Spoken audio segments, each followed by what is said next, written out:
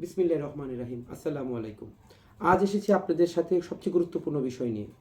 আমি গতকাল আমার এলাকা ভিজিট করেছিলাম। সেখানে আমি আমার এলাকার কিছু ময়-মুরব্বিদের সাথে কথা বললাম, আমাদের কিছু ভাইদের সাথে কথা বললাম। তাদের বেশ কিছু অভিযোগ এবং বেশ কিছু পরামর্শ শুনে আমি আসলে অনেক হতবাক। আসলে হতবাক হওয়ারও তেমন কোনো কারণ নাই। তার কারণ হচ্ছে যে এইগুলো আমি দেখে আসছি অনেক দিন ধরে। এখন কি দেখে আসলাম? সেটা হচ্ছে যে পরিষ্কার পরিচ্ছন্নতার বিষয়গুলো।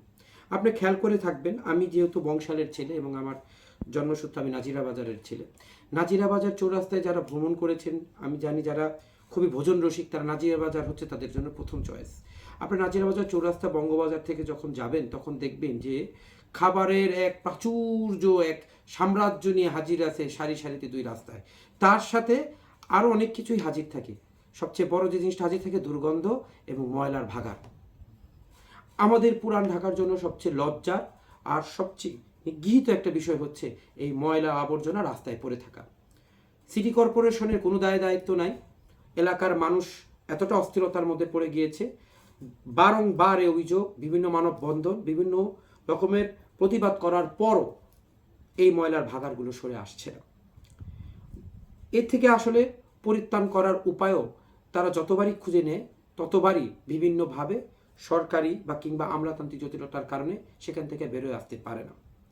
কারণ ময়লা যদি থাকে, আপনার এরকম ময়লার ভাগাড় যদি চক্ষু লোকে থাকে, তাহলে আপনি বলুন তো, স্বাস্থ্য যে উৎকর্ষতার কথা আমরা বলি, পরিষ্কার পরিচ্ছন্নতা শৃঙ্খলার কথা যে আমাদের বলি, যারা নতুন বাচ্চা, যাদের এমনও আছে যে রেসপিরেটরি অর্থাৎ যে কন্ট্রোলারি জানিত যদি সমস্যা আছে, যাদের হাঁপানি সমস্যা আছে, তাদের এই অডিওর থেকে বিভিন্ন প্রবলেম হয়। এবং স্বাভাবিকভাবে ঐতিহ্যগত একটি জায়গা নাজিরা বাজারের মতো প্লেস, এরকম আরও প্লেস আছে। আপনারা যদি লালবাগের দিকে যান, চকবাজার দিকে যান, এরকম অনেক জায়গায় দেখবেন। আর আমি বিশ্বাস রাখি যে আমাদের ঢাকার অনেকগুলো জায়গায় যে আমাদের বাসার আঙ্গিনায় আঙ্গিনায় ময়লার ছোট ছোট করে ভাগাড় তৈরি করা হয়েছে।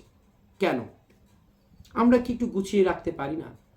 আমরা কি সেই বিষয়গুলোকে আমাদের মতো একটু সুন্দর করে রাখতে পারি না? ঠিক যেভাবে আমাদের বাসার ড্রয়িং রুমটা সাজিয়ে রাখি, ঠিক যেমনটা আমাদের বাসার বেডরুমটা সাজিয়ে রাখি, আমরা কি আমাদের রাস্তাঘাটের আশপাশটাকে একটু গুছিয়ে একটু সুন্দর করে রাখতে পারি না?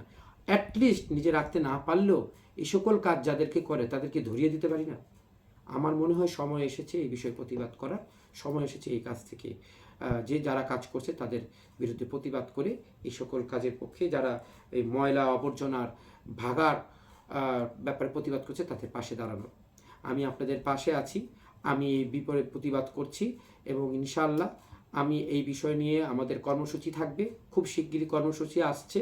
কারণ পুরান ঢাকার মতো একটি ঐতিহ্যগত জায়গা, নাজিরা বাজারের মতো একটি সুন্দর সুশৃঙ্খল খাবারের যে আভিজাত্য, এই জায়গাতে খাবার থাকবে, ভালো জিনিস থাকবে, উপভোগ করতে যাবে। ময়লার দুর্গন্ধ শুকে তো খাবার একসাথে হয় না।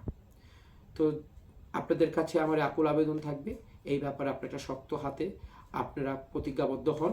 আমরা আসছি আপনাদের পাশে, আপনাদের সহযোগিতা একান্ত কাম। জি, ভালো থাকবেন, সুস্থ থাকবেন, নিরাপদে থাকবেন, এই কামনায়। আসসালামু আলাইকুম।